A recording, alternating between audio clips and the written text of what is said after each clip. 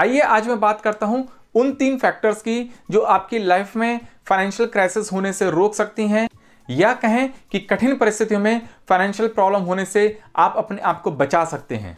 इस तरीके से हम अपने आप को सिक्योर भी कर पाएंगे, अपने पास कुछ अमाउंट को मेंटेन भी कर पाएंगे और इन्वेस्टमेंट करके अपनी मनी को ग्रो भी कर पाएंगे। हेलो फ्रेंड्स, जैसा कि वॉरेन बफेट ने कहा है कि अगर आज हम कोई चीज़ खरीदते हैं जिसकी हमें एक्चुअल में ज़रूरत नहीं है, तो कुछ समय के बाद या तो उस चीज़ को हम कम वैल्यू में सेल कर देंगे या हम उसको ठीक से यूज़ नहीं कर पाएंगे। बिल्कुल सही बात है।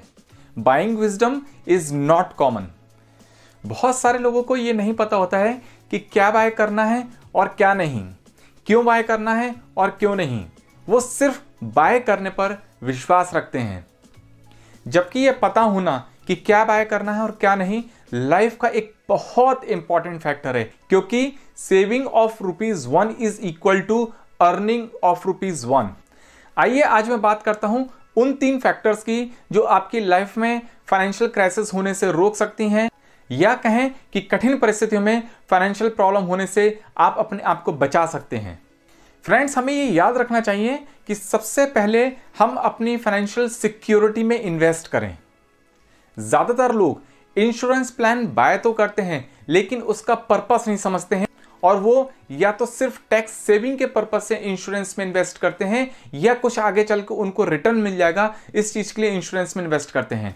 दोस्तों, समझना बहुत ज़रूरी है, इंश्योरेंस एक सिक्योरिटी के लिए है। जब बात आती है सिक्योरिटी की, तो हमें इंश्योरेंस में कौन सा प्लान लेना है, कौन सा प्लान नहीं लेना है, इसके लिए बेटर होगा कि हम किसी एक फाइनेंशियल एक्सपर्ट्स की एडवाइस लें। कई तरीके के इंश्योरेंस हैं, चाहे वो हेल्थ इंश्योरेंस हो गया, लाइफ इंश्योरेंस हो गया, व्हीकल इंश्योरेंस हो गया, थेफ्ट इंश्योरेंस हो गया, फायर इंश्योरेंस हो गया।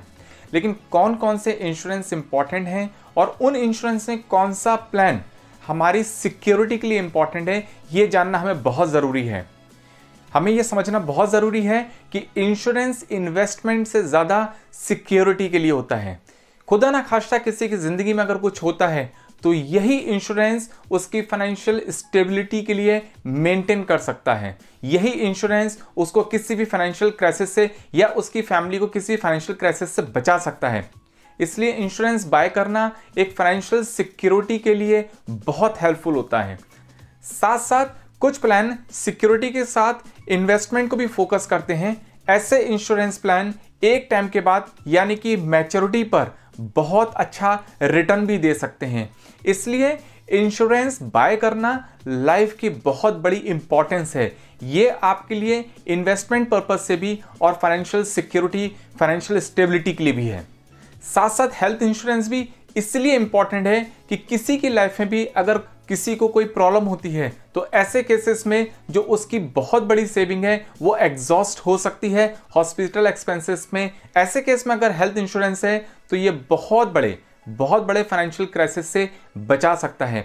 इसलिए मैं एडवाइस करूंगा कि आप लोगों के लिए हेल्थ इंश्योरेंस और लाइफ इंश्योरेंस जरूर बाय करने चाहिए, बट कौन से बाय करें, कौन से प्लान को बाय करें, ये आप अपने किसी भी फाइनेंशियल एक्सपर्ट से पूछ सकते हैं और उससे पूछने के बाद ही आप बाय करें।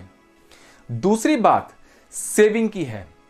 सबसे पहले जब हम सिक्योर कर लेते हैं अपने आप के लिए तो हमारे लिए इंपॉर्टेंट होती है सेविंग। सेविंग कितनी होनी चाहिए?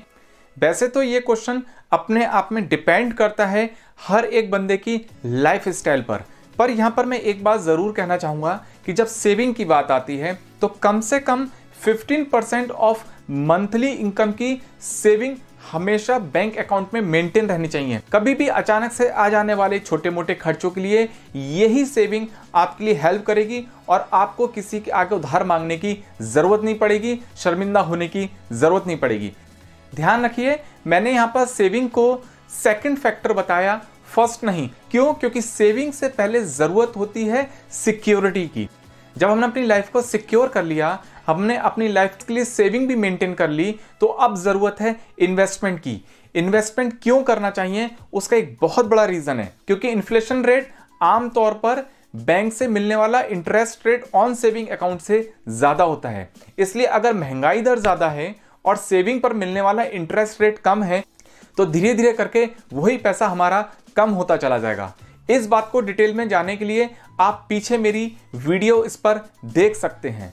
लेकिन इन्वेस्टमेंट पे मिलने वाला रिटर्न हमेशा इन्फ्लेशन रेट से ज्यादा ही होना चाहिए, तभी आप अपनी इनकम को और अपनी मनी को ग्रो कर पाएंगे। फिर से मैं बताता हूं, 3 चीजें हमें ध्यान रखनी है। सबसे पहले हमें अपने आप को सिक्योर करना है, दूसरे नंबर पे हमें अपनी सेविंग मेंटेन करनी चाहिए, और तीसरे नंबर पे हमें इन्वेस्टमेंट की एक रेगुलर हैबिट डेवलप करनी चाहिए। इस तरीके से हम अपने आप को सिक्योर भी कर पाएंगे, अपने पास कुछ अमाउंट को मेंटेन भी कर पाएंगे और इन्वेस्टमेंट करके अपनी मनी को ग्रो भी कर पाएंगे। अगर आपको मेरी ये वीडियो अच्छी लगे तो वीडियो को लाइक करना ना भूलें और चैनल को सब्सक्राइब जरूर कर लें। Thank you, wish you all the best.